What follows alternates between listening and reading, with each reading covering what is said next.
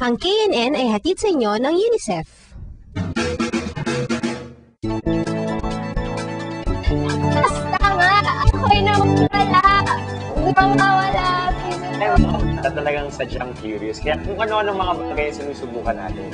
Pero sabi nga, lahat ng sobra masama. Kaya kung dati nalaman natin kung anong epekto ng rugby sa utak ng mga nalululong dito, ngayon naman tinalakay ng Camarines Norte Bureau ang epekto ng alcohol sa ating katawan. Leo, sa tingin mo, ano ang epekto ng alcohol sa katawan? Anak, sirado ng liver. Liver. Sa tingin mo ang epekto ng alak sa katawan ng tao? Siyempre, pag nasobrahan ka ng inom, hindi mo na malalaman ang maaring maganap sa'yo. Tulad ng mga rugby kids, may mga problema din daw ang mga batang tumador kaya sila nanululong sa alak. Pero alak na ang solusyon sa mga problema? Alamin natin sa ulat ng Camarines Norte Bureau.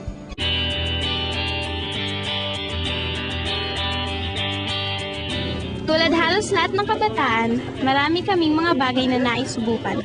Isa na rito ang pag-inom ng alak, kahit na marami itong masamang maaaring idulot.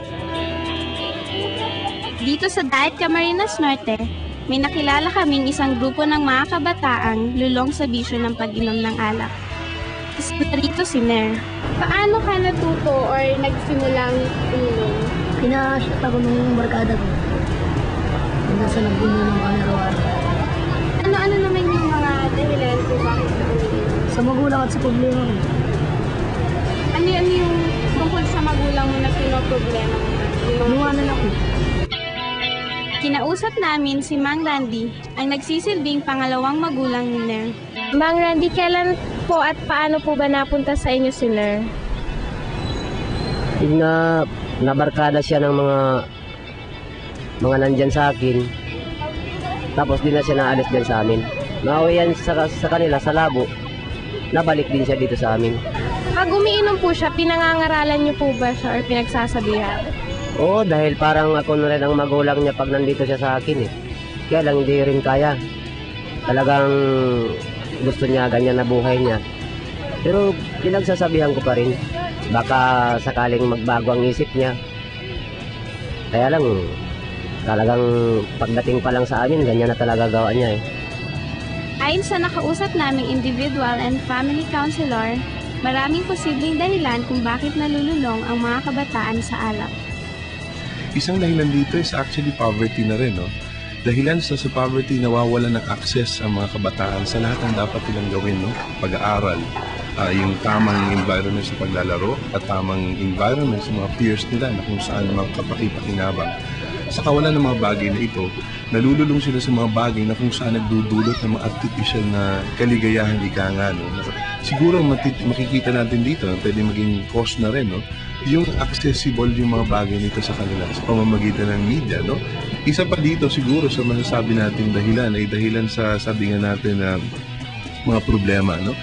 We can cite emotional problems as causes, no? Ditong mga bagay na ito.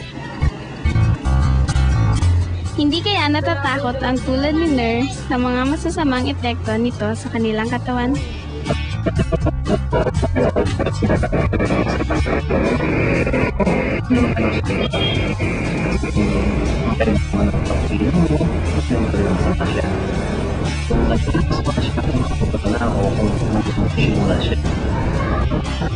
Hindi po yung pinakapagpapay na epekto ng pagkain ng alak na sobrang gusto nyo pagkakituan ng imatay. Yung pagkain nyo.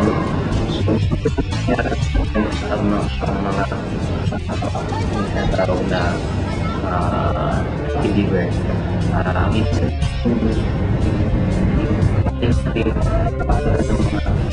yung mga tawain sa sila.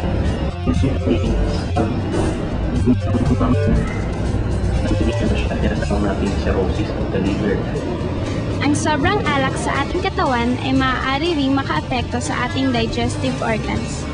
Pinatataas nito ang daloy ng ating saliva at gastric juice na maaaring magbunga ng inflammation of the lining of the stomach at congestion of blood sa lining ng tissue. Ito ay maaaring magresulta sa permanenteng pinsala sa ating katawan. Maaari rin itong ikamatay. Maaari ring maapektuhan ang ating puso at maging dahilan ng sakit na kung tawagin ay alcoholic cardiomyopathy o beer drinker's heart.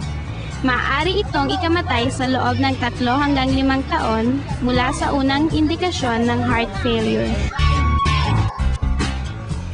Ang mga masamang dulot ng alak ay hindi lamang sa katawan, kundi pati na rin sa ating damdamin at isipan. Ang pagkalulong sa alkohol ay maaaring magbunga ng pagpapabaya sa ating pag-aaral at masamang pagtrato sa mga kapamilya at kaibigan. Ngayon, alam na natin na masasamang epekto ng alkohol. Kailangan pa ba nating subukan ito? Huwag tayong magpa-impluwensya sa masasamang bisyo. Iwasan natin ito bago tayo malulong at pag-isipan natin ang anumang ating gagawin bago tayo magsisi.